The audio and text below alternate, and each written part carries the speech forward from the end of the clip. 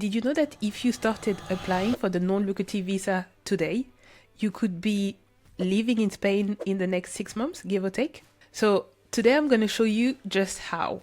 So stay tuned until the end because we're going to cover a lot of things. And by the end of it, you should have some clarity on whether or not this visa is right for you. So I'll start this video by explaining to you who is this visa for, so you can gauge whether or not you can apply.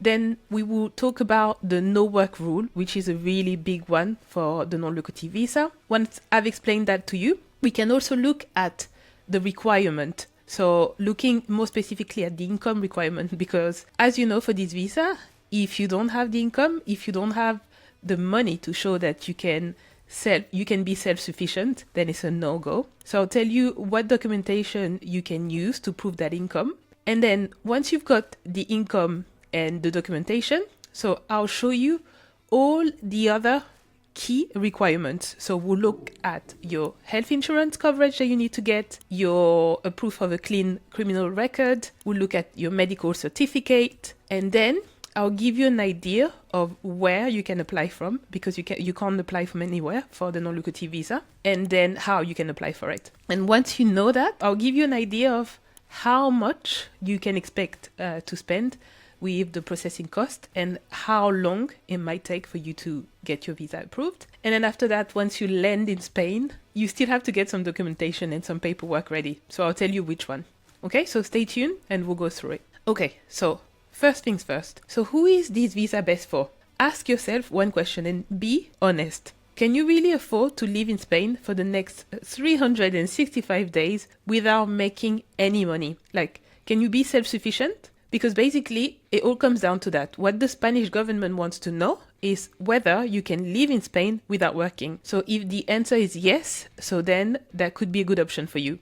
So when it comes to the best, candidate for this type of visa, you can imagine that we're thinking of retirees who are planning on moving to Spain. So that's a really good option. Or maybe you're planning to move to Spain on a sabbatical, you have some money saved. That could also be a good option to start off with. Later, I would explain how you might want to then apply again for another visa. So these are usually this is the main requirement you want to start with. Second, the no work rule. So this is critical. You cannot work when you come to Spain on a non-lucrative visa. There's no way around it.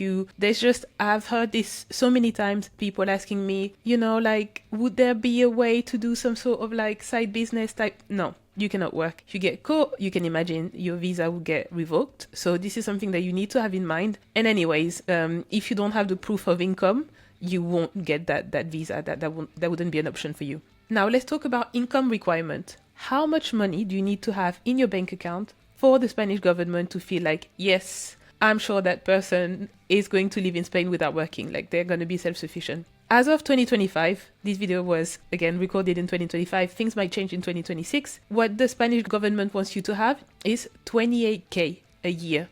So that breaks down to 2,400 euros a month. So this is what you have for them to feel that you are self-sufficient. Next year, this will probably increase. The cost of living constantly increases. So every year this changes. So have that in mind. So now, proving that income. So how can you show to the Spanish government that you do have that money? So you can imagine they won't take your word for it. So you would need to use bank statement. You can use also there's different proof of income. So maybe you have a rental that's coming in every month. You can use this as a proof of income. Maybe you have passive income coming in. You can use this also as a proof of income. So it just needs to be something traceable, nothing dodgy. When it comes to the bank statement, they would look at your bank account and making sure that money hasn't been moved around, so it needs to be clear that you do have that money. Now, health insurance. This is another key requirement as part of your non-lucrative visa application. So you need to make sure that your health insurance has no copayment and deductible. You want to pay a year upfront.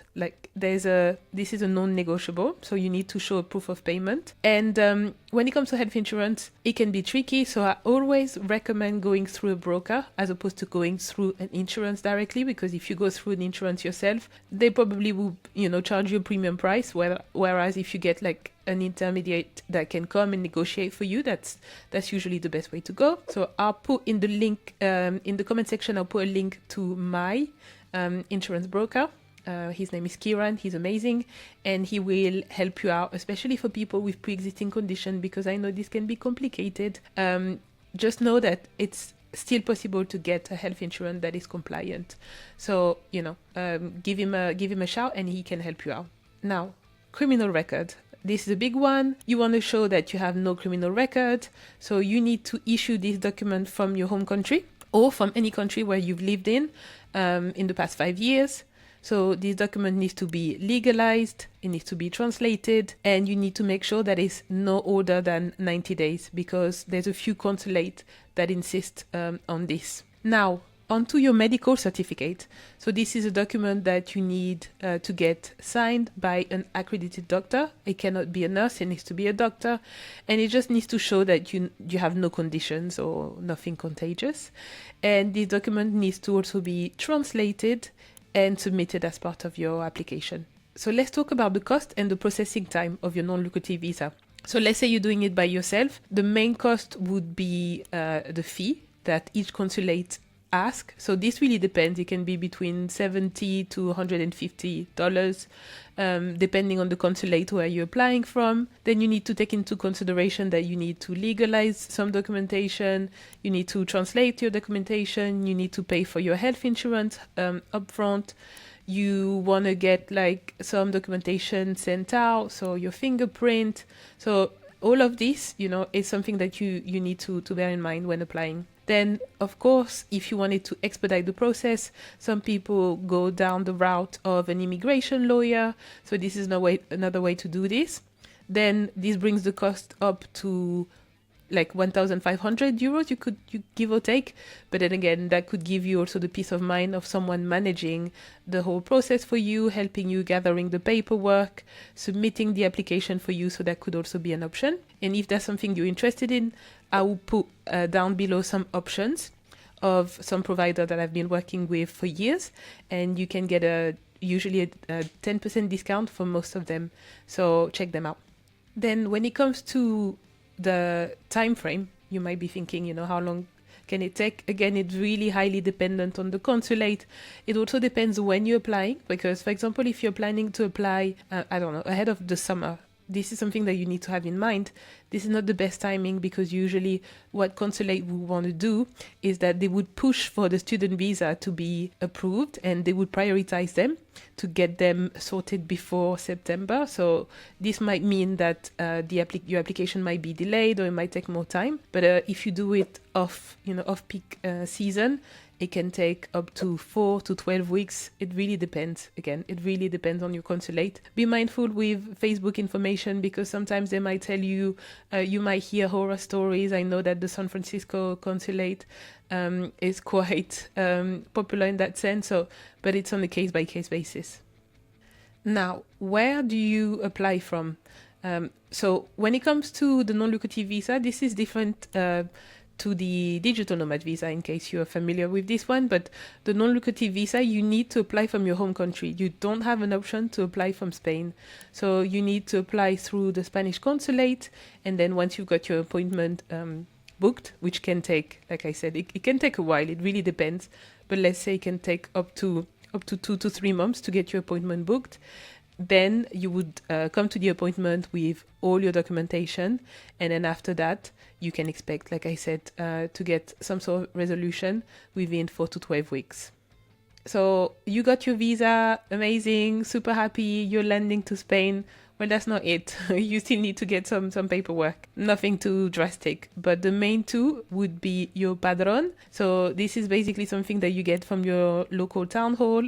Once you have like a proof of address, you can go there, and basically you're registering yourself in the town hall, and it shows that, you since when you've been living in Spain. So this is very helpful, especially when you're looking at renewing your visa. And then you want to get your TIA, which is your foreign identification number. So these are the two things that you want to get. Then Now, last but not least, there's something that I always get asked. It's about like switching from one visa to another, because let's say initially you want to come to Spain on the non-lucrative visa, but then further down the line you want to switch to the digital nomad visa. Well, what you need to have in mind is that like there's no way to switch from one visa to another.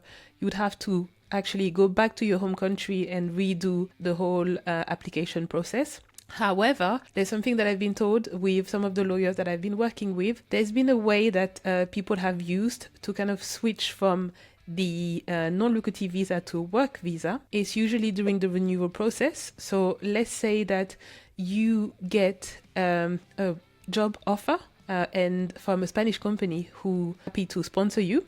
So what you could do is, as part of the renewal process, you could use that offer letter from the Spanish company to move from your non-lucrative visa to your work visa. But again, you need to be sponsored by a company. So these are some of the things you wanna have in mind. So that's it. I hope that was helpful. So now I've left a checklist in the comment section where you can see all the documentation that you will need for the non-lucrative visa. So I hope that's helpful. You can also go on my website. I've got a lot of blog posts around the topic. I'll leave a comment down below. I'll leave also links to some immigration lawyers, from my health insurance brokers, and from any other services that might help you along the way. And as always, if this video was helpful, leave a comment or a thumbs up, and also let me know in the comment, when are you planning to move to Spain, and if you have any question on any of the visa, or if there's any other visa you're considering. Thank you for watching, and until next time.